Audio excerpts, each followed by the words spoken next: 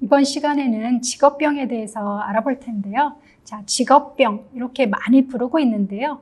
법정 용어는 업무상 질병이라고 부르고 있습니다. 자, 업무상 질병은 이렇게 직업성 질환과 같은 의미로 사용되고 있습니다. 자, 이런 업무상 질병에는 어떤 게 있을까요? 자, 업무상 부상으로 기인한 재해성 질병이 있고요. 재해로 인한 급성 중독이 포함되는 또 재해성 질병도 해당이 됩니다. 자, 대부분은 장기간에 걸친 유해 작업 또는 유해 작업 조건에 노출돼서 생기는 직업성 질병을 업무상 질병으로 보고 있습니다. 그렇기 때문에 안전사고와는 다른 개념인데요. 우리가 대부분 산재는 그날 갑자기 외인에 의해서 다치는 안전사고도 있습니다. 안전사고의 경우에는 업무상 사고라고 부르고요. 우리가 매일 이 일을 해서 생기는 질병은 업무상 질병으로 보고 있습니다. 그렇기 때문에 산재에는 사고만 있는 게 아니라 직업병, 업무상 질병도 있다는 것을 꼭 알아두시기 바랍니다. 자, 업무상 질병이 될 수 있는 요건을 한번 보겠습니다. 자, 업무상 질병 중 이렇게 업무로 인한 유해인자에 노출돼야 하는데요. 자, 업무 수행 과정 중 유해인자, 자, 물리적 유해인자, 대표적으로 소음, 방사선 이런 것들이 있죠. 자, 화학물질, 톨루엔이라든지 황산 이런 화학물질에 노출되거나 분진, 또 광물성 분진, 목재 분진, 또 병원체, 또 신체에 부담을 주는 작업, 근골격계 질환 들어보셨나요? 자, 이런 신체에 부담을 주는 작업 등 이런 유해인자에 노출돼서 근로자 건강장애를 일으킬 수 있는 요인을 취급하거나 이에 노출돼서 생기는 질병이면 업무상 질병이 될 수가 있습니다. 또한 업무상 부상이 원인이 돼서 발생한 질병도 재해성 질병으로 보고 있는데요. 업무상 부상은 대부분 사고성 재해겠죠. 하지만 이 부상으로 인해서 지속적으로 질병으로 치료를 받아야 한다면 업무상 질병으로 보고 있습니다. 또 최근에는 이런 직장 내 괴롭힘, 고객의 폭언으로 인한 스트레스, 보통 감정노동이라고 하죠. 이런 감정노동에 의한 정신 스트레스가 원인이 돼서 발생한 질병도 업무상 질병으로 보고 있습니다. 또 그 밖에 업무와 관련돼서 우리가 지속적으로 노출돼서 질병을 얻었다면 이것은 직업병, 업무상 질병이 될 수가 있겠습니다. 자, 이렇게 업무상 질병은 둘로 나눠서 통계를 내고 있는데요. 이렇게 화학적 인자, 물리적 인자, 생물학적 유해 인자에 노출돼서 생기는 질병은 직업병으로 부르고 있습니다. 반면 작업 조건이나 직무 스트레스 이런 부분들은 작업 관련성 질병으로 부르고 있습니다. 그렇기 때문에 직업병은 현장에 있는 유해 인자가 명확한 경우, 톨루엔이라든지 먼지라든지 소음이라든지 이런 명확한 경우 직업병으로 판정을 하고 있고요.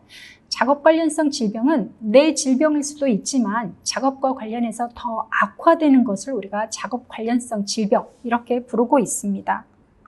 자, 한번 그러면 업무상 질병 종류를 분류해 보겠습니다.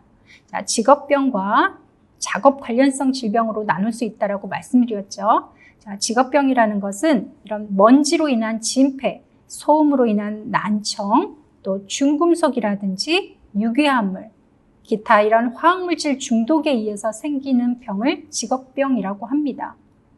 작업 관련성 질병은 내 질병일 수도 있지만 작업이 너무 심해서 내 질병이 더 악화된 거다. 자, 이런 것들을 말하는데요. 예를 들어 내가 고혈압이 있었는데 매일 장시간 노동하다가 너무 힘들어서 쓰러졌다. 자, 이런 것을 뇌심혈관 질환이라고 합니다. 또한 근골격계 질환은 가장 많이 발생되는 업무상 질병인데요. 지속적으로 신체 부담 작업을 한다든지 또 무거운 걸 들다가 허리에 문제가 생겼다든지 자, 이런 것들을 우리가 근골격계 질환이라고 합니다. 최근에는 이 기타의 정신질환으로 인한 직업성 질병도 늘어나고 있는 추세입니다. 다시 한번 정리하면 직업병은 작업 환경 중 유해인자와 관련성이 뚜렷한 질병, 예를 들어 먼지로 인한 진폐, 소음으로 인한 난청, 이런 중금속 중독, 유기용제 중독, 자, 이런 것들이 직업병이 되겠습니다. 또 직업병 기타에는 이렇게 물리적 인자, 또 이상기압, 진동, 직업성암, 피부질환, 세균, 바이러스, 요 앞부분으로 분류될 수 없는 기타 직업병을 통계를 내서 발표하고 있습니다. 자, 작업 관련성 질병은 업무적 요인과 개인 질병이 복합적 요인에 의해서 발생된 겁니다. 개인 질병이 있다 할지라도 업무적 요인으로 인해서 더 복합적으로 그 증상이 악화돼서 문제가 생겼다 그러면 개인 질병이지만 작업 관련성 업무상 질병이 될 수가 있습니다. 자, 대표적으로 뇌심혈관 질환, 근골격계 질환, 신체 부담 작업으로 인한 근골격계 질환이 해당이 되겠습니다. 또 작업 관련성 질병에서 기타도 많이 통계에서 최근 높아지고 있는데요. 최근 이제 직장 내 괴롭힘, 감정노동, 트라우마 이런 정신질환으로 인한 산재 인정이 아주 빨리 증가하고 있습니다.